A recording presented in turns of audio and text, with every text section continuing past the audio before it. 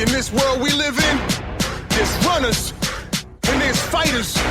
All your fists, cause I'm a fighter and I know one when I see one. All right, get out of bed. Get ready to get your brain moving a little bit. Scotty, thanks for listening to the podcast. This one's going to hopefully get you a little motivated to change some of your habits. So this step of the 4-step program is with Lee Richardson. She's the head of the Brain Performance Center, and she wrote a new book. It's called Turn Your Brain On and Get Your Game On. And this, I don't know how many of you like me, and you look for all these life hacks and how to have more energy and be wittier and get the most out of your day, or maybe those times you don't feel like doing anything. How do you turn that around? And she talks a lot about that. She talks a lot about the physical and mental connection with the brain, dealing with anxiety, stress management, motivation. Also how not only sleep, but also our lifestyle choices like social media or TV, internet gaming, all of that stuff affects our brain and how we can get the most out of our day every single day. So I'll let her tell you more about it. It's Lee Richardson. Turn Your Brain On, Get Your Game On is the name of the book. I appreciate you coming on. I was reading through your book the last couple nights, and I'm like, oh my God, I'm doing everything wrong in my life. So I'm glad to hear you were here to talk about it. Well, thank you for having me. Look, your book is called Turn Your Brain On and Get Your Game On. That's really exciting because I think a lot of people want this like magic pill, that limitless pill. Absolutely. Right. And everybody wants to be invisible. Yeah, and there's a lot of those kind of little bit hacks in your book, but it's more about lifestyles, and I want to talk a lot about those. Turn your brain on and get your game on essentially means what? Well, it means everything you do, everything you don't do, how well you do it, all depends on how your brain is working, how those neurons and dendrites are wiring and firing, because sometimes our brain gets into a dysregulated state, and to me, the brain is off. And that can be, with the power. We all have slow, medium, and fast waves, and we need them all. But we need the right amount. The coherence, how the brain shares information. If your brain is oversharing information or undersharing information, your game's not playing real well. And then there's the phase. Is it too fast? Is it too slow? So to get the most you can out of your brain, to improve your personal and your professional life, get your game going. Get your brain on. But I want to talk about some of the things that you can really control simply by changing your habits. So one of the things that I know anybody that knows me would say, I don't get enough sleep. And you have a whole chapter of how sleep impacts your brain. Can you touch on that a little bit? Absolutely. Sleep is your foundation. It really is. And it's important to the brain because all day long you've got these neurons and dendrites and they're wiring and firing and they're creating toxic waste. And the only time these little glial cells can come out, they're like little scrubbing bubbles. They come out and they just they clean all that up is when you're asleep. So if you're not getting restful sleep and you're not getting enough of it, your brain is not in an optimal performance mode. And what does that mean, optimal sleep? Is it different for everybody, or is there kind of a basis? Because do people function differently, I guess? Do I feel like I can say, well, I can do this on 4 hours of sleep, or am I pretty much lying to myself? Well, I hear a lot of people say that, 4 hours is all I need. 5 hours and I'm good. And I do think that, some people, the timing in the brain is different. The metabolism is different. Right. But for the most part, we need around 7 hours of sleep as adults. How many people actually get 7 hours of sleep? How many hours of sleep do you get, Scotty Kay? Really, it is around that maybe 4.5 hour range. Wow, because when you ask how many get 7, I'm like, well, I do. Do you? See, I do. I also wake up at 3 o'clock or 3:30 every morning. So I'd have to go to bed at like 8 or 9 o'clock or 8 o'clock, or I guess I don't know if I'm doing the math right. But yeah, about 8 o'clock to get that kind of sleep, and that's such a hard thing to do. Well, it is hard because I get up at 4:45 every morning. Okay, so you're in bed. So I'm in bed by 9:30, and it is hard. I mean, and it also sounds very boring, but it's important for me to get up and go to the gym and get my workout in, right. and then go to work with my clients, and it is worth it to me. Yeah, and you do talk a lot about that. The idea of exercising your mind or your bodies, helps your brain. You have to exercise both, and doing the physical activity will help the brain. What about something that I think we all lean on a lot is caffeine and energy drinks and coffee. As far as that being a positive, a negative, something that you should or shouldn't be doing. You talk a lot about that too. Well, I do, and I think, anything in moderation, and that's the key. And with coffee, if you're drinking, a cup of coffee in the morning, my goodness, there's nothing wrong with that. If you start your coffee at 6 a.m. and you end it at 6 p.m., that's bad. That's got your nervous system. And then you wonder, why can't I go to sleep at night? And not everybody is sensitive to caffeine, but most of us are.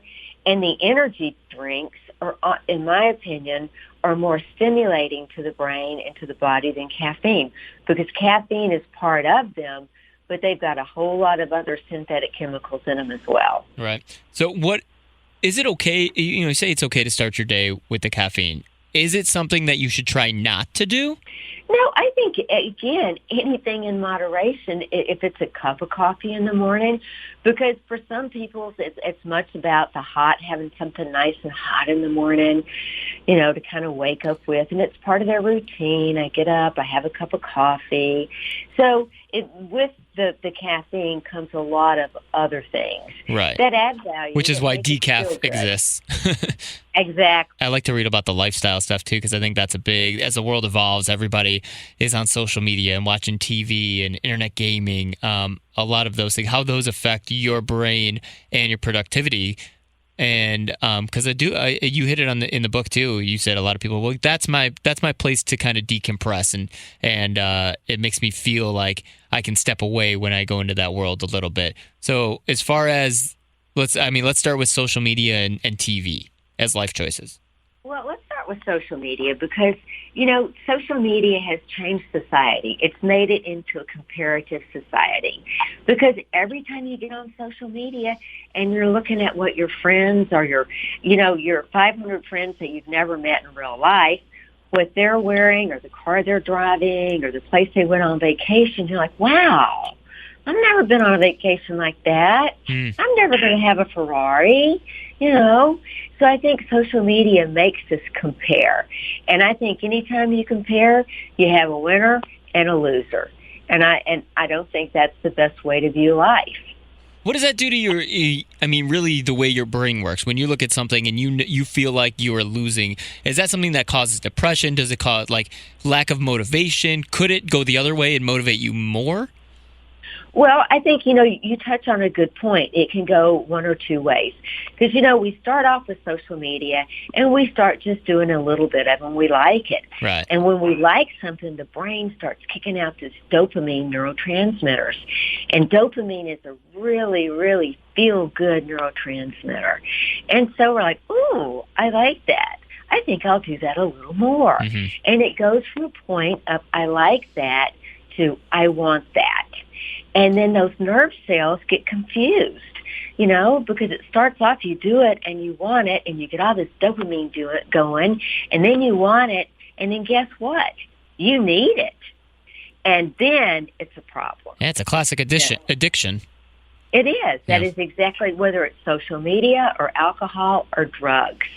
It is classic addiction. And, brain waves are genetic, just like everything else in the body.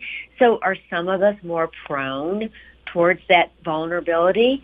Absolutely. But when you start needing something, when you need your social media fix or you need your gaming fix, and you're embarrassed to tell people how much time you spend doing it, or you lie about it. Oh, I only do it a couple times a day. It's a red flag, huh?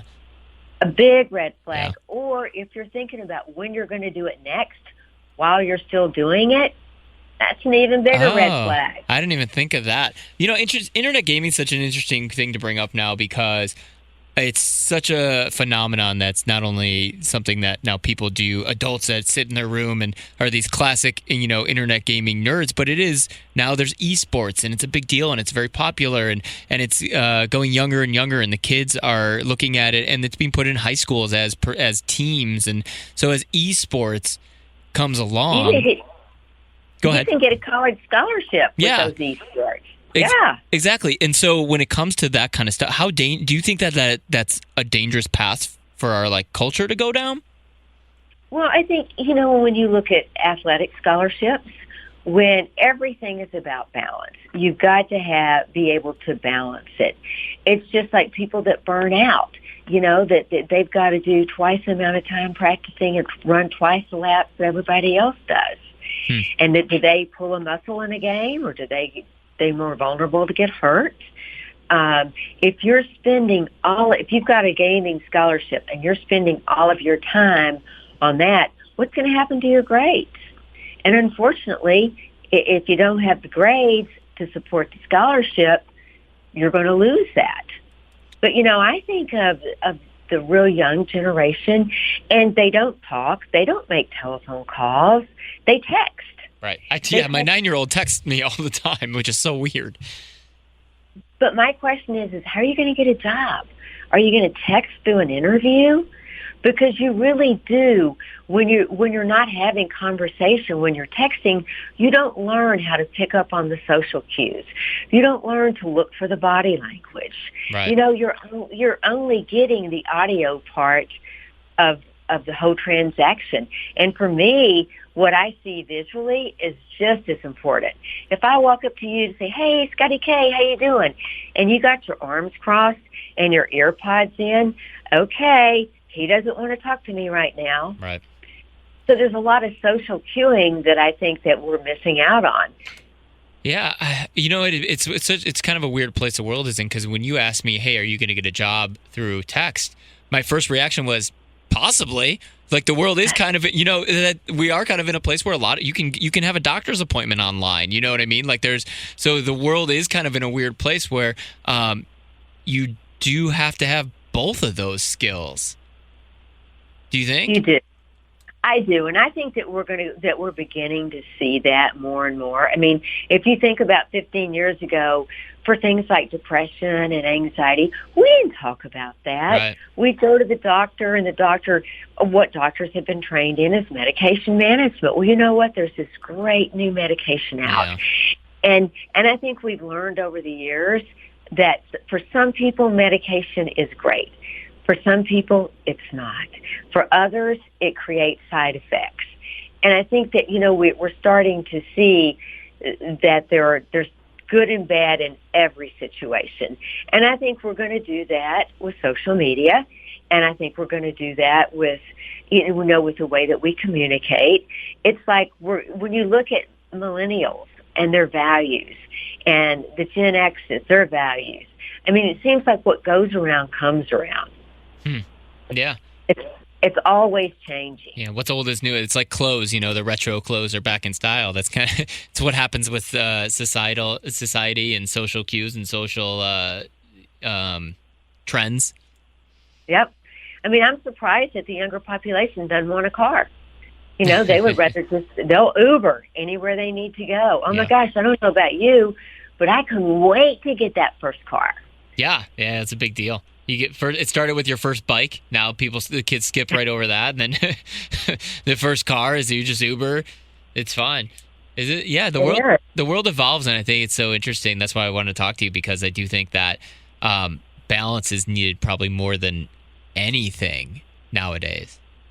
Absolutely. Anything in moderation. I'm a big believer, and if you're interested in it, explore. Be adventuresome. But you got to know how to set your boundaries and how to set your limits.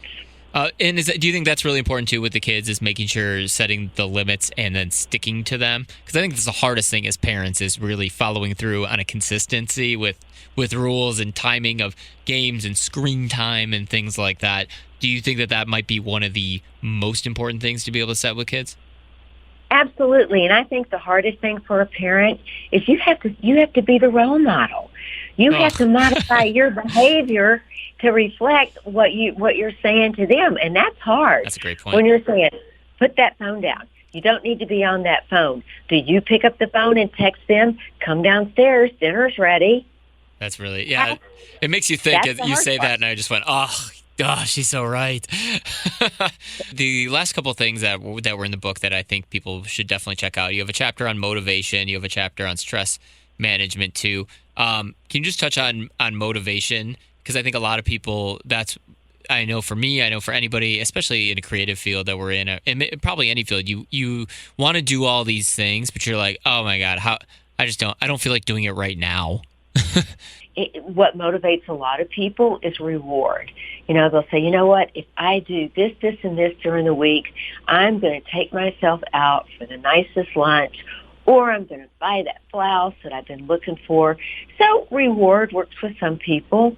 With other people, it doesn't. And I think for those that motivation is hard for, you really need to work hard at staying attuned to what your personal needs are and asking yourself, are you doing something that brings you joy and gives you a sense of fulfillment? Because if you're not going to want to do it. And that's the hard part. I can always tell you what I don't want. It can get a little bit harder for me to tell you what I do want. Sure. And I do believe people look for the hacks for everything, right? And you that's why I like your book, because you really kind of break it down. It's not a quick fix. It's not the limitless pill. So many people, like even in the example of exercise, people are like, how do I get thin and look great? Well, you can sit there and say exercise and eat well. People are like, no, I'm just going to spend $40 on apple cider vinegar and a waist trainer. That'll do it. You're like, no, there's no substitute for the hard work. No, there's not. And that, boy, did you hit the nail on the head. There is no substitute for the hard work. You just have to do it. But when you do it, and when you take care of yourself, my motto for 2020 is self-care. Self-care is self-love. And self-love is self-discipline. And that's where the hard part comes in. Get the book. Leah, I appreciate you coming on. The book is called Turn Your Brain On and Get Your Game On. Thank you so much, Scotty, for sharing time with me. Thank you so much for listening. Feel free to share the podcast with your friends, and let's be friends on social media at Scotty Kay on air across all social medias.